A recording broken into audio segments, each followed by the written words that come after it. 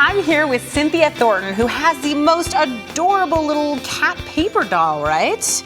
And it has movable parts.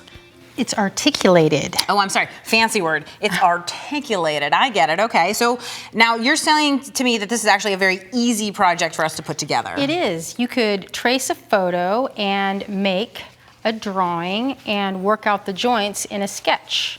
That's the first step. The next step would be to trace out each piece separately like this. This will give you a good idea of how many pieces you're going to need and how you want them to be placed and the size. So when you put it on your final piece of paper, it'll fit, which is what I've done here on this piece of watercolor paper. So I've used this tracing paper to add all these pieces onto this paper using graphite. Wait a second, I was just trying to understand how you got from the tracing paper onto watercolor paper. Now there's two ways you can do that. Okay. You can use a light box and put that on there, and then everything will shine, and then you can just trace it. And the super cheap light box, otherwise known as a window on a bright day. Exactly. That works just as well, the little tape. Or a little bit of this graphite. Okay. So you transfer your image onto your final watercolor paper. And you do that just by tracing the drawing over the transfer paper. Exactly. And so it'll make these marks. You can go over them again if they're too faint to see. So I have some watercolors that I can use to paint the image. You can use gouache, you can use acrylics. For people who aren't familiar with gouache, can you tell us a little bit about what that is? It's basically opaque watercolor. So it just has a little bit of white pigment. And you could obviously use markers if you felt more comfortable with them. You could use markers, egg tempera, whatever you have on hand, even cheap school pigments. Now this particular watercolor is kind of interesting because it settles into the little divots of the paper. So I was going to say, you're using a cold press watercolor paper, right? And the difference between hot press and cold press is? The texture. So like this is a little bit rougher, and a hot press would give you a very fine, smooth detail. The neat thing about using watercolor as your first layer is that you can pick up areas. Well, I'm even looking at the beautiful color variation that you're getting. You're using a single color, and yet within that color, I can see sort of a deep purple, a lighter blue, a kind of light gray. Like, you're just getting so much variation, which reminds me of a cat because, of course, the cat's fur is so many different colors. Right. This particular pigment has 3 different colors in it, but you could get the same effect with using a mix of 3 different pigments in a regular set. What I'll do here is leave the area here unpainted with greens and stuff to get the transparencies. Okay, cool. So what's the next step?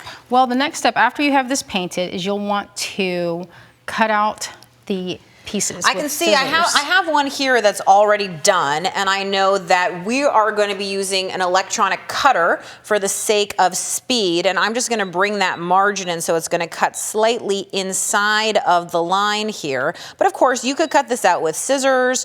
You could do a lot of different things. It's just up to you the way that you like to create. So what are we going to do? I know you have some pieces there that are already cut. What are you going to do with them now? So after you have the pieces cut out, you have little indications of where your brads go. And that was what you were talking about with like a white paint pen. You could just draw in the areas that you wanted. Because if we look back maybe, can I have your original sketch for just 1 second? I think it's fun to show that you actually have indicated all the little places that you think this will need to be, you know, together. And do you mind actually showing us how we would make that? Like for instance on here, how would we actually decide based on this sketch where to put the little dots? Well, I would use my first tracing image to decide where, if that wasn't wet, you could just go over top of it and then push down with a pen, and then you'd have the indication of where to put your brads. And so you want to hang on to your tracing. So after you have that cut out and traced, you'd use just a push pin or an awl or whatever you have. This looks like the fanciest push pin ever though. Did you glue a button onto there? That's a great tool. So you just push in. If you have little fiddly pieces, you can push them before you cut them out if you have like something that's really small. And you're just pushing a hole right through there. That's about the size of the brad you're gonna push through, because if we look at how teeny tiny these brads are. You can use any size, but these are kind of nice because they are really small and sort of like not too obtrusive. I have one quick question. I'm looking at this and I'm looking at this and I'm wondering how you get the swirly part. Well, that is from scrubbing the watercolor off with a paper towel. Oh. So you just sort of go in, dab it, and you can lift it right off. See how it kind of lifts? So the first layer is easily lifted. So actually, if you had done a bunch of different, layers or some darker, then you would have had no problem. And I can see, right here, I can just lift this little center body part right out, and I see we've got another swirly done in watercolor. No problem with all of our little holes indicated. Right. So I'm going to show you how to put these brads in. And you can layer them. They're stacked up so you have multiple pieces. These brads come in all different kinds of shapes and colors. Like this one is a round, but they also come in star. And how cute. I know, they're adorable. You could even use buttons if you had a piece of wire, so you could just pop it through. That's a great idea. And bend each side.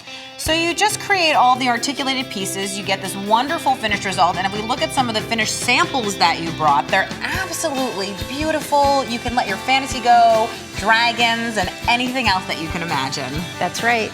This was so great. I feel really excited about articulated paper dolls.